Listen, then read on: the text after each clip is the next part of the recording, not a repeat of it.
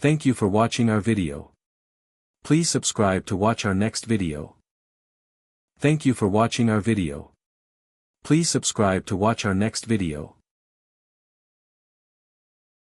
Thanks for watching. Follow a brighter destiny for more powerful stories, and don't forget to subscribe. Excuse me, sir. Excuse me, sir. Could I sit on your porch until the county plow comes through?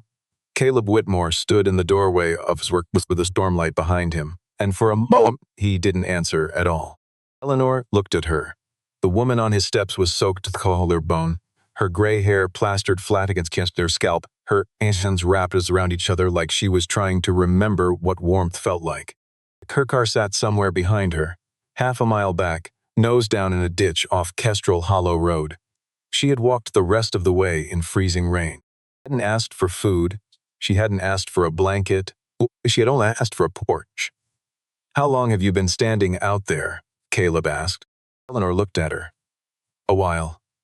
He thought so. He looked past her, out at the black ice, creeping over his gravel driveway, and then back at her lips, which had already started losing their color. Caleb Whitmore was 36 years old, 6'1", with the described as trousers before they knew a single fact about him. He wore a gray hoodie with a frayed cuff, jeans gone soft at the knees, and a pair of work boots that had been resoled twice. He looked like a man who fixed things for a living, which he had once been and no longer was. "Come inside," he said. "I have soup. Oh no, I saw your little girl asleep by the table. I shouldn't come into a stranger's workshop with his child there." Dad, a small voice cut through the wind before he could answer. "I'm right here." Nora Whitmore was 7 years old, dark-haired, wrapped in her father's old flannel like a tent, standing barefoot on the workshop floorboards, with the fearlessness only 7-year-olds seemed to keep. "That lady's shaking," she said. "I know. Can I get Mom's blue blanket?" "Yes, bring it here." Eleanor looked at her. The woman on the steps looked at him like she hadn't expected the offer to survive contact with a child. "Ellie, I can wait outside." "No, ma'am," Caleb said. "You can't." That was Ruth Holloway. What Caleb didn't know yet, what he wouldn't know for another 3.5 weeks, was that the woman he'd just let into his home controlled, on paper at least, more wealth than everyone in Larkspur Hollow combined. What he did know, standing there at 9:14 that night, was that he had $187, 42s in his checking account, 2 mortgage payments already late, a contractor who owed him $1,175 and had stopped answering call, and a 7-year-old daughter asleep 10 feet from where he'd just invited a stranger inside. Itty, the city, employed half at his wall neighbors, was already trying to buy the workshop that kept the two of them fed. Skip luck or Harsick, his refrigerator held exactly enough food to stretch through the weekend. None of that stopped him. Nora came back cradling a faded blue blanket her mother had knitted before she died. She accepted it with both hands like it was something precious, which, in that house, it was. Caleb pulled a wooden chair beside the space heater and warmed a packet of chicken soup on the little burner near his drafting table. Nothing expensive, nothing homemade, but Ruth held the cup like she hadn't been handed anything gentle in a long time. I didn't ask her last name. A woman her age had just walked over a mile after sliding into a ditch, and her coat was still dripping onto his floor. I wanted to know if she could breathe clearly and that she would hit her head, whether she'd hit her. Everything else could wait. While he the county's non-emergency, Ruth's eyes drifted to the drafting table under the desk lamp. Blueprints. Wolf Ridge Crossing Piercer Meridian Group, printed across the header in a clean corporate font. Her fingers tightened around the paper cup. Caleb noticed.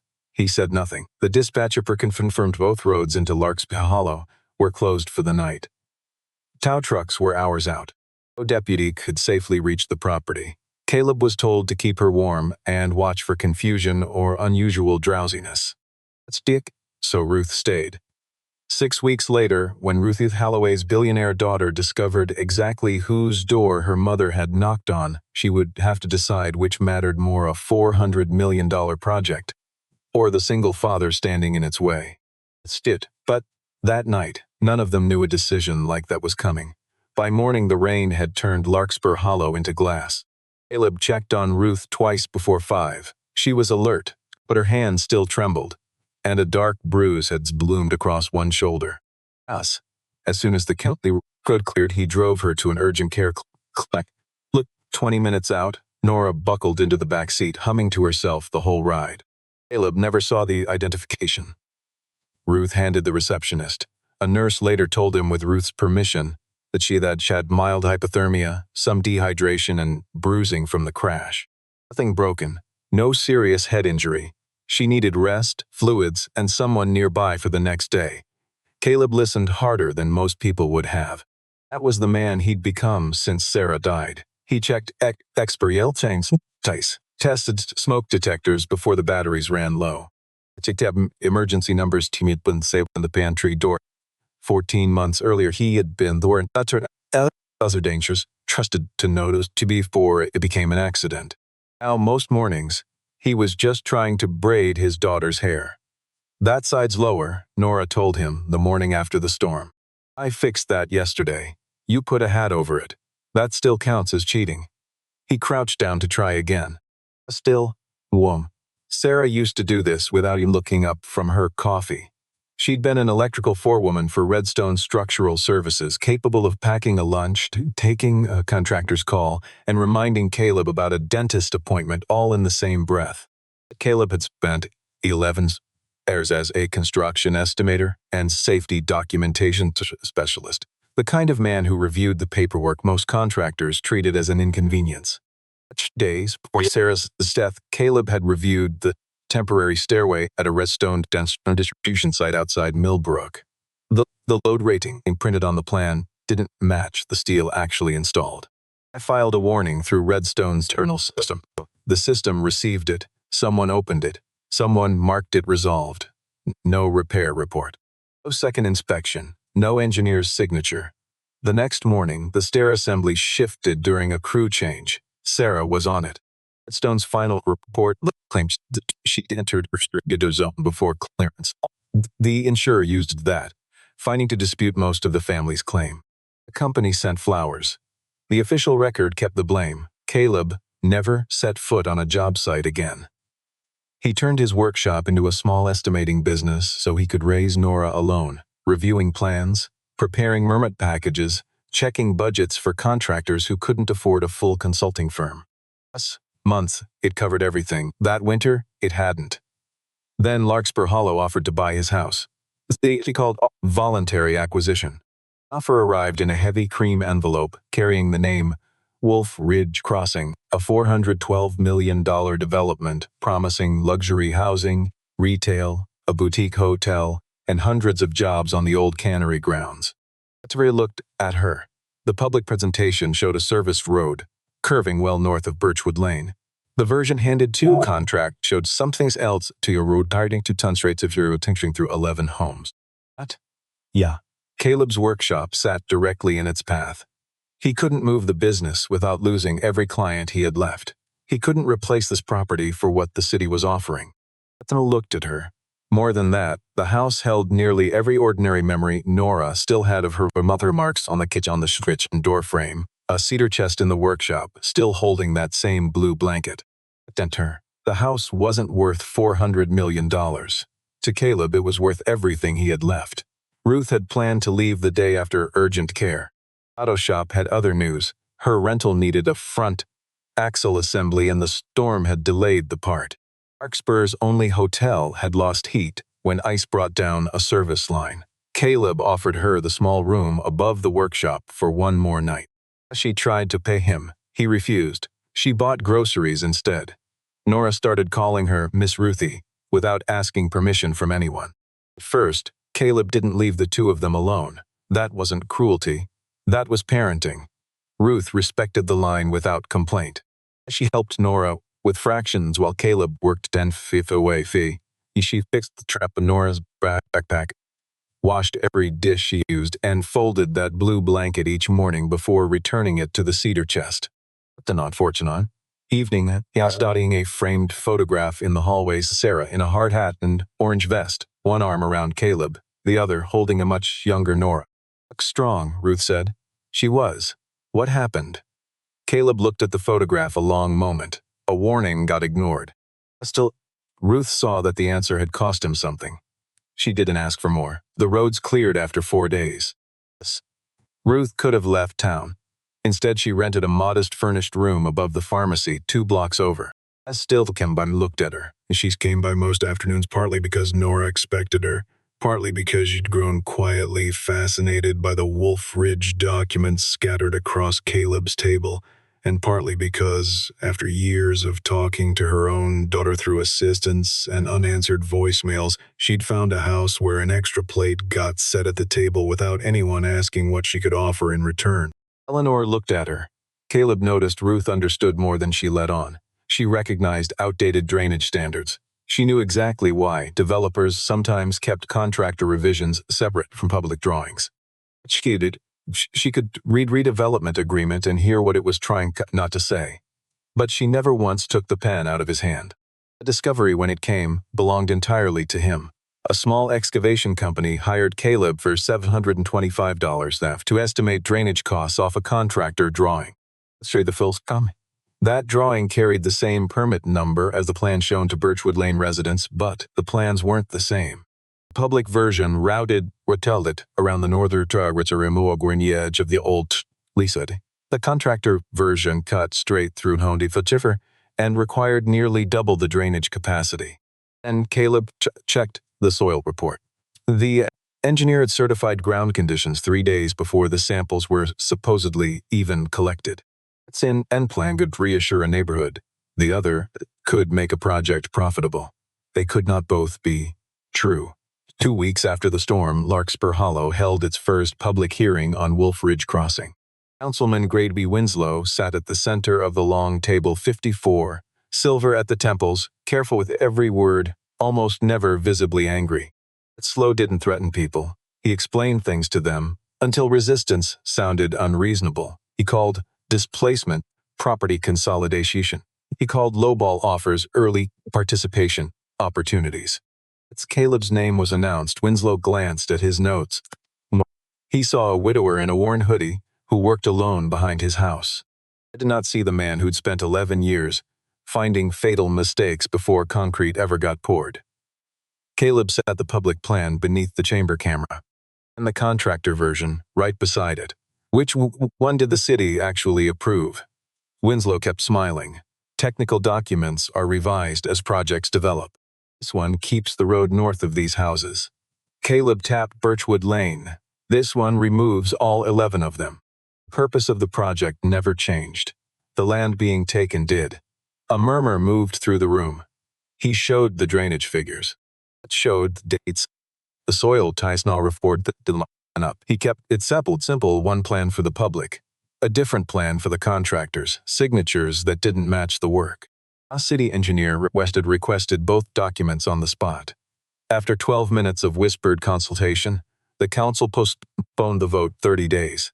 It wasn't a victory. It was time. You just delayed a $400 million vote with 2 sheets of paper, Ruth said, outside, near the bottom of the steps. I delayed it, Caleb said. Those families just got 30 more days. That matters. By Monday morning, the system answered back. The city inspector arrived at Caleb's workshop with a clipboard and a fresh complaint. Electrical pole, inspected. Trid PS for years, 3 years earlier, was suddenly cited for a new occupancy classification and accessibility requirements normally reserved for businesses with walk-in customers. Caleb had never had a walk-in customer in his life. The fine came to $3,650. The estimated upgrades came to $28,400. I could appeal. The appeal could take 3 months. Until then, he legally couldn't operate. 2 clients canceled within 48 hours. Both had received anonymous messages claiming his business was under investigation. By the end of the week, his available balance had dropped under $100. That Friday, Nora came downstairs, carrying a white envelope covered in purple stars. It held every dollar she'd saved for the school trip to the Science Museum. I don't have to go, she said. Caleb closed the envelope gently and handed it back. That's not your bill to pay. You need money. He crouched to her eye level. I need you to be 7. Your job is school, cartoons, and complaining about my grilled cheese. It's burned. See? You're doing excellent work. She smiled despite herself. Ruth watched from the kitchen doorway and said nothing. The next morning, Caleb found a suitcase by his front door. You're leaving town? I think I should. I. Winslow didn't know I was involved until after the hearing. My questions made someone nervous. He closed your business because you challenged him, and I might be giving him another reason to push harder. Caleb carried the suitcase right back into the living room. Your room over the pharmacy's still paid for. That's not the point. I know. He set the case down. Don't let Winslow decide when you leave. I appeared in the hallway. Are you still coming Sunday? Ruth looked at her for a long moment. Yes, she said quietly. I'm still coming Sunday. She almost told Caleb the truth that morning. She didn't. It was the first real mistake she made with him, and she knew it even as she made it. Half years, Thong had spent 3 years accusing Warriors and real characters come break the experience of problems without ever finding enough to force real action. Kate, her own daughter, had called the concerns incomplete. Company lawyers had warned that unsupported accusations could expose Ruth to litigation and end whatever chance remained of repairing that relationship. She feared that if she told Caleb who she was too soon, he'd assume Pierce Meridian had sent her to watch him. It's a little after. She feared her daughter would learn where she shut the whole quiet investigation down before Ruth had proof. So she waited for the contractor files, for confirmation, for one more document. Each day she waited made the truth harder to say, out loud. Nora looked at her. 3.5 weeks after the storm, Ruth walked into Caleb's kitchen, carrying her leather bag. The workshop was still closed, so Caleb had moved his work to the kitchen table for an old laptop balanced beside Nora's crayons and a stack of overdue bills. Bob set a worn business card in front of him. Ruth Holloway, founding engineer, Pierce Meridian Group. Caleb read it twice. I founded the company with your husband, and Vivian Pierce is your daughter. Yes, Vivian Pierce was 43, chief executive of Pierce Meridian Group, one of the wealthiest women in the Midwest, described in business magazines as disciplined, efficient, and nearly impossible to pressure. Eleanor looked at her. How long were you going to wait? I kept telling myself I needed proof first. You sat in my house while her company was trying to take it. I know. You watched me lose my permit. I know, and I still said nothing. Ruth lowered her eyes. I was afraid you'd think I'd been sent here. Were you? No. Then you should have told me. Let's it defend herself. You're right. Caleb slid Thorpe back toward her. For the first time since the storm. He didn't ask her to stay for dinner. Ruth opened her bag anyway. I came to Larkspur Hollow because a retired inspector reached out to me. That doesn't fix what you hid. Oh, but it explains why I came at all. She pulled out a thick envelope. The inspector had spent years tracking unresolved safety complaints connected to Redstone Structural Services before he died of heart failure. His daughter had passed the remaining files to Ruth. The pattern was ugly and consistent safety warnings, marked, resolved with no proof behind them. Inspection dates quietly changed after the fact. Supervisors rewarded for avoiding delays. Redstone was now the lead structural contractor Walter on Wolf Ridge Crossing. Ruth had really at Pierce Meridian's board 3 years after Vivi refused to dance to stone over evidence the lawyers called incomplete. Stars, Ruth believed the pattern was real. Vivian believed her mother was asking attack before anything could be verified. Esther and daughter had dads listedly to each other long before they stopped speaking. The storm was an accident, Ruth said. Letting you was an accident.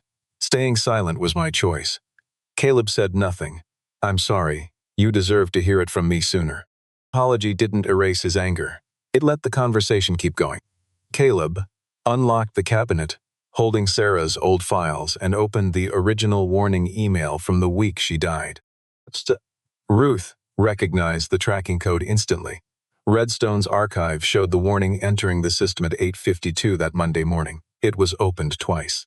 At 2:36 the following afternoon, someone changed the status to resolved. Sarah died Wednesday morning. No repair report, no photograph, no inspection, no second calculation.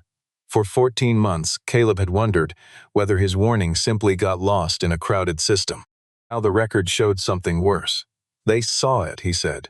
Yes, Ruth said, staring at the screen. And somebody closed it anyway. Abe sat very still. He had imagined finding proof like this 100 times.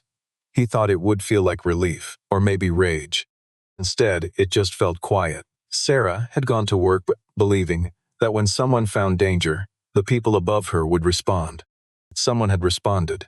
They'd just changed one word on a screen. Ruth asked to use his phone. She called her daughter. Vivian answered on the second ringsel. Ruth told her to come to Larkspur Hollow and bring the company's compliance director. Vivian asked if her mother was hurt. Ruth said the physical danger had passed. The other kind hadn't. When Ruth gave her Caleb's name, Vivian went quiet on the line. Soar looked at her. Sarah Whitmore's disputed claim had crossed Pierce Meridian's legal desk months earlier, after Redstone requested contractual protection from any lawsuit. Vivian had seen the surname before. She had never seen the family. I'll come, she said. Vivian arrived 4 days later in a black SUV, wearing a charcoal coat, accompanied by Denise Cole, the company's director of compliance. No camera crew, no public relations team. She walked into the Whitmore kitchen, expecting to recover her mother from a stranger who might have discovered her identity and seized an opportunity. Instead, she found Ruth wearing one of Sarah's old green cardigans. She found Nora working on fractions at the table. Seth Bloomer looked at her. She found the city's closure notebook beside a box of crayons, and Caleb Kulb cut crust off his daughter's sandwich while Denise opened the first contractor file. Are you Miss Ruthie's daughter? Nora asked. I am. She was really cold that night. Nora went back to her worksheet. There was no accusation in her voice at all.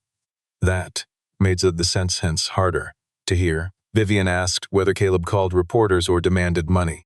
He had done neither. He simply laid out the 2 Wolf Ridge plans, Sarah's warning, and the permit suspension. I'm not asking you for a payout. What are you asking for? Reopen Sarah's case. Give the workshop a real inspection. Stop Wolf Ridge until the public sees the real plan. Vivian explained.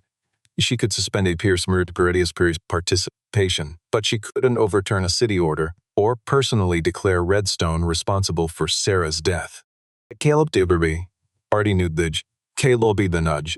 He was asking her to use the authority she already had. As Denise began preserving company records that same afternoon, the first review confirmed the tracking code and the exact closure time and identified the employee credentials that had closed Caleb's warning. Let's say they belonged to Marcus Feld, Redstone's local regional and Whitey operations director, now supervising Wolf Ridge Crossing directly. The evidence still wasn't complete. Vivian wanted the investigation handled privately. She proposed suspending Redstone, reopening Sarah's claim, and negotiating with the city before an public accusation. I can stop the damage without announcing findings we haven't finished verifying. You want to keep this inside the company, but they want to verify it first. And the Finleys losing their homes right now? They'll be protected while we review. Caleb glanced at the closure notice beside Nora's crayons. They were told that before this inspection ever started. Vivian stiffened. You think I came here to bury this? I think you still want control of the story. But she didn't answer. For the first time, Ruth didn't step between them. The investigation ran 9 more days. Denise issued a preservation hold. It's a Calichukurat. Outside counsel pulled archived email logs. A forensic accountant reviewed a project's community engagement payments. Caleb crossed inspection dates against proper record and acquisition refusals. It's Jasper. It wasn't a single confession. Some emails were simply missing, and several invoices looked clean until the accountants asked what work sat behind them. Fletcher looked at her. One Redstone supervisor claimed the second route had never been meant for construction. Then Caleb found a truck turning calculation attached to a private bid package. It used the disputed road straight through Birchwood Lane. The company hadn't just drawn a second route. They had priced the whole project around it. Evidence grew, piece by piece. All 11 Birchwood homeowners had rejected the city's purchase offers. All 11 had been inspected within 6 weeks. No other neighborhood in Larkspur Hollow had seen comparable enforcement. The accountant found done 172,000 in community to Winslow Big Tree Lean Strategies and a firm belonging to Grady Winslow's brother-in-law. Were invoices. When lawyers asked for reports, meeting notes, or any completed work, none existed. Vivian hesitated to release the findings before outside review finished. That's when Winslow made his final move. As the 6th week began, the city posted a temporary closure order on Caleb's workshop, citing a potential electrical hazard on a panel that hadn't changed since the last inspection. A local Moran roughly walking into Caleb's house and accused him of manipulating a billionaire's elderly mother. His home address appeared beneath the article. By that evening, Nora stayed home from school. Strangers started driving slowly past the property. Vivian offered private security and a hotel suite. Accepted the perimeter security. He refused the hotel. I'm not moving my daughter because somebody printed a lie. That afternoon, Winslow left a recorded message for Vivian's office, choosing his words the way he always did. Once the compliance pressure makes continued operation impractical, Mr. At the harbor, Whitmore may become more receptive to the acquisition offer. I believe the situation still can be managed if Pierce Meridian maintains its commitment. Nor looked at her. On its own, the Lang sounded almost administrative. Set beside the targeted inspections, the closure order, and the payments to his own brother-in-law, the meaning was unmistakable. Vivian sat out at Caleb's kitchen table while Nora colored a house with 4 people standing in front of it. For years, Vivian had told herself she couldn't personally review every contract or supervise every contractor. That part was true. What she hadn't admitted was that Pierce Meridian rewarded the people who prevented delays and treated warnings as obstacles instead of information. It built a system where silence turned a profit. I thought scale meant trusting the people underneath me, she said. I have to trust them, Caleb said. Then what should I have done? Make sure telling you the truth doesn't get someone punished. She looked towards Sarah's photograph on the wall. It's not that simple. No. How do you know it would have changed anything? Caleb looked out through the kitchen window at his own closed workshop. Because silence is how Sarah died. That's a delonchador. That night, Vivian told the Pierce Meridian board the company would withdraw from the current Wolf Ridge agreement, suspend Redstone, and cooperate fully with the city ethics investigation. Her attorneys warned a public statement could expose the litigation would expose the company to litigation. She also appeared why at least would just serve the same imbalance that had let all of this happen in the first place. Caleb had taken the truth into a public room because nobody with power had listened to him in private. 6 weeks to the day after Ruth first knocked on the workshop door, Larkspur City Hall filled past capacity. Residents lined the walls. Local reporters filled the back row. Grady Winslow sat at the center table, composed, confident, expecting Vivian to protect a $400 million investment. Caleb approached the microphone first. Nora sat in the third row beside Ruth, holding her father's old work glove in both hands. He walked the room, through the 2 plans, the soil report certified for the samples existed, the inspections that targeted only the properties the contractor route required. And Winslow interrupted, holding up an invoice. 3 months ago, Mr. Whitmore was paid $725 by the excavation company bidding on this project. Turned to the crowd. He's presented himself as an independent citizen.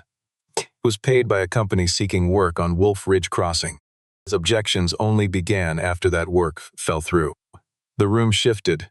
A councilman leaned toward the microphone. A reporter started typing. Caleb didn't deny the invoice. That company paid me $720 to estimate drainage quantities. That's how I received the second plan. I had a financial interest. I had a small job. You want more than that. That's your statement. Glib set the original Rob beneath the camera. The date sat 9 days before he had any idea his own property lay on the contractor route. And he displayed his own estimate, where he'd written a single line at the bottom. Do not rely on quantities until permit drawing conflict is resolved.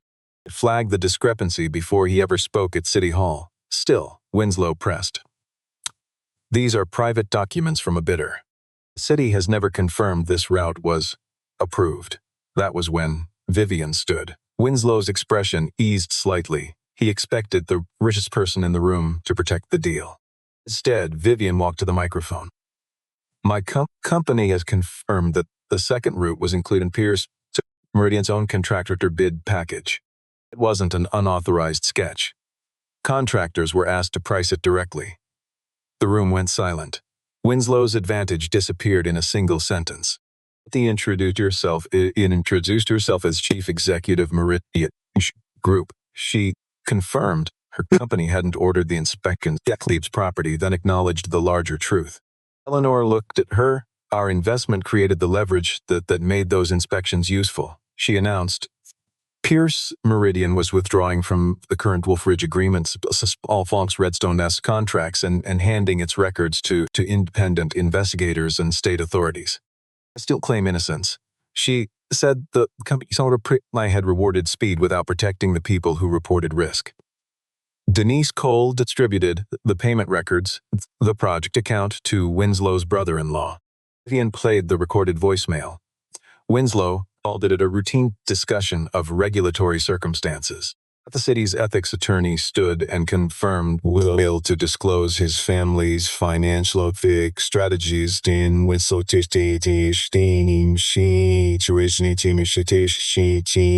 directly to his development office. The council removed Winslow as chair of the development committee that same night and barred him from any further Wolf Ridge decision. Eleanor looked at Caleb's fines and closure order were suspended pending an independent inspection. The redevelopment agreement was placed on hold. Everything was referred to the state ethics commission and the county prosecutor. Grady Windlands low and such upper. No judge closed the case that night. Real justice took longer than that. But when he walked out of the room, the residents he'd once called obstacles watched him leave without a shred of authority left. Outside City Hall, Vivian found Ruth at the bottom of the steps. For 2 years, mother and daughter had spoken mostly through short messages and long silences. I kept telling myself I needed more proof, Vivian said. You have it now, I know. Ruth took her hand. Nothing between them was fully repaired that night, but neither of them let go. Vivian later found Caleb near the parking lot. She pushed at her. She apologized for questioning his motives and for wanting to keep the whole thing quiet. Caleb didn't rush to make it easier for her. I don't need me to make this easier. I know, she said. What matters is what happens next. months later, Grady Winslow stood before a county judge. Investigators had proven he used city inspections to pressure homeowners, concealed his family's financial stake, and directed project funds toward a company that never produced a single documented service. Pled guilty to felony bribery and tampering with public records. The court sentenced him to 18 months in state custody, ordered full repayment of the $172,000, and barred him permanently from public office. Before sentencing, Winslow made a short statement. I chose Caleb Whitmore because I believed grief made him easier to pressure. Eleanor, I knew his daughter depended on that workshop. I called it redevelopment because that sounded better than what I was actually doing. I recognized the mistake. It didn't erase the consequence. The independent inspection found Caleb's workshop completely safe. The city restored his permit and returned every dollar of the fine. Sarah's case was reopened after investigators confirmed Redstone had closed the original warning without a single piece of corrective documentation. Same formally removed the finding that had blamed her for entering an unsafe zone. Caleb opened Whitmore Safety and Estimating not long after 2 employees, 3 desks, a new sign over the old workshop door. Tendall rented a small house 3 blocks away. She picked Nora up from school twice a week and kept that same blue blanket folded over the back of her sofa. Vivian started visiting Larkspur Hollow on Sundays. At first, she came for her mother. Then, she started staying for dinner. Attila looked at her. She and Caleb didn't fall into anything quickly. They disagreed too often for that. Vivian still believed some projects could genuinely rebuild a struggling town. Abe still believed no project deserved trust with the so-called real accountability. But neither of them walked away when the conversation got uncomfortable. That, for both of them, was new. One spring evening, Nora's school held its music recital. Caleb got there early and sat beside Ruth in the second row.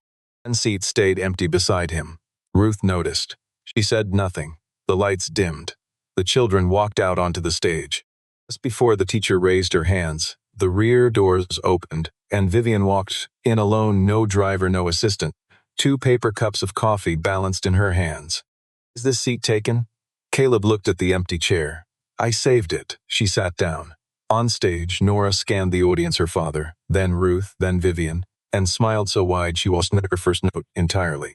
Afterward, the 4 of them walked to the parking lot together. Nora held Ruth's hand and thought while stopping the whole way. And she looked up at Vivian. Are you coming Sunday too? Vivian glanced at Caleb. She didn't answer for him. Caleb reached over and took one of the coffee cups from her hand. I'll save you a seat. Disclaimer.